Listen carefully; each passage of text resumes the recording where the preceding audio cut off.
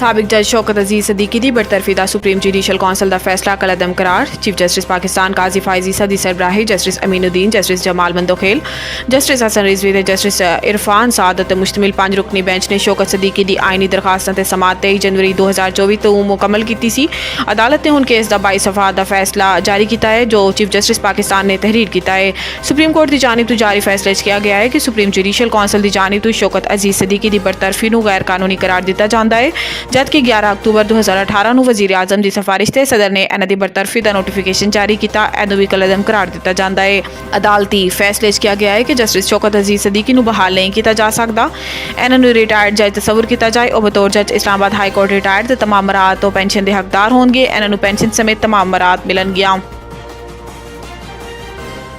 इमरान खान ते शाह महमूद के प्रोटेक्शन के दरखास्त मंजूर 20 अप्रैल को पेश करने का हुक्म। इस्लामाबाद के डिस्ट्रिक्ट ते सैशन कोर्ट के जुडिशल मजिस्ट्रेट मुरीद अब्बास ने इमरान खान ते दीगर के खिलाफ पार्लियामेंट हमला केस की समात की, जिहदे सिलसिले च बानी PTI के वकील नदीम पुंजूथा ने दलाइल दिते। अदालत च बानी PTI ते शाह महमूद कुरैशी के प्रोटेक्शन ऑर्डर लई दरखास्त दायर की गई, जबकि नईम पुंजूथा ने दलाइल देंदे हुए कहा है कि सुपरिटेंडेंट अडियाला जेल किसी भी अदालत का हुक्म नहीं मनते। सुपरिटेंडेंट अडियाला जेल तो हुक्म मनवाना चाहिए है तो बानी PTI नूं पेश करना चाहिए है। सिक्योरिटी का बहाना वीडियो लिंक ते भी बानी PTI नूं हाज़री नहीं लवांदे। अदालत ने पंजूथा के दलाइल मुकम्मल होने तो बाद इमरान खान ते शाह महमूद कुरैशी के प्रोटेक्शन की दरखास्त मंजूर करते हुए दोनों रहनुमावां नूं 20 अप्रैल को पेश करने का हुक्म दिता।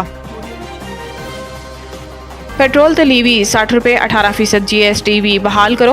आलमी मालियाती फंड का कहना है कि मकामी तौर पर तैयार की गई सिगरेट ते विफाकी एक्साइज ड्यूटी दी एक ही शरह लागू की जाए, चाहे मनसूबा मुकामी हो या गैर मकामी ते माहौल नूं आलूदा करन वाली मशीनरी ते पेट्रोलियम डिवेलपमेंट लीवी लान की तजवीज़ दी गई है। IMF ने FBR नूं भी कहा है कि मुल्क च तैयारशुदा कार्ड ते पुरतईश अशिया जैसे कि यॉट्स, जदीद बहरी कश्तियाँ ते बतदरीज एक्साइज ड्यूटी वधाओ सरहदी कंट्रोल नूं वधाया जाए ताकि खास तौर पर हसास इलाकों तो तेल की ज़ैली मसनूआत की गैर कानूनी फराहमी तो बचा जा सके। जुडिशल कॉम्प्लेक्स तोड़फोड़ केस अली अमीन की जमानत कबल अज गिरफ्तारी की दरखास्त मंजूर। वज़ीर आला खैबर पख्तूनख्वा अली अमीन गंडापुर अपने वकला के हमरा इस्लामाबाद इंसदाद दहशतगर्दी अदालत पेश होए, जिथे इन्होंने जुडिशल कॉम्प्लेक्स तोड़फोड़ केस की जमानत कबल अज गिरफ्तारी की दरखास्त दायर की। इंसदाद दहशतगर्दी अदालत समात के दौरान अली अमीन के वकील राजा जहूर ने दलाइल देंदे हुए कहा है कि अली अमीन गंडापुर FIR नामजद ने, मगर इन्हां दा कोई किरदार नहीं, वो मौके पर मौजूद ही नहीं सी। इन्हां दे खिलाफ 50 FIR दर्ज होईयां, इन्हां नूं अदालत तक पहुंचन नहीं दिता जांदा।